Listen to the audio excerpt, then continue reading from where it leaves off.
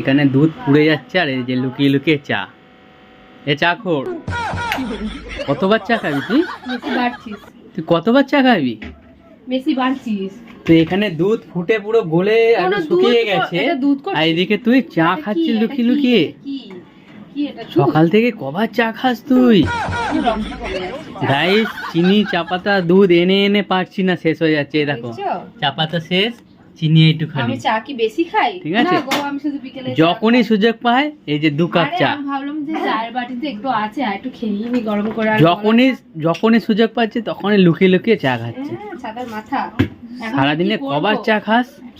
শুধু তো মুখ থেকে বলতে তখন দেরি। সত্যি শুধু একবার যদি এখানে কি হবে, কানে যদি একবার শুনে নি যে হ্যাঁ তুই আমাকে কিছু খেতে লুচি আর এটা কি পায়েস? তুই তো একবার বলেছিস কি হবে, কি পায়েস খাওয়াবি? লুচি পায়েস খাবো, লুচি পায়েস খাবো, লুচি পায়েস খাবো, লুচি পায়েস খাবো। বানাতে পারবি তো? না, তুই একবার বলিস। তুই বানাতে পারিস পায়েস? একবার বলিস। তুই বানাতে পারিস? বলিস। পারিস কিনা বল। তুই পারিস কিনা বল। না, মুখের সামনে তুই বল পারিস কিনা। জানি না। লুচি পারিস?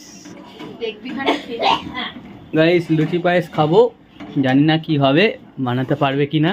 খালি বইয়ের ডায়লগ দেখো, একদিন খালি পায়েস বানাচ্ছে। সবকিছু তো পরিমাণ আছে, তুমি বেশি দিয়ে দিলে কি ভালো লাগবে? যদি চাল কি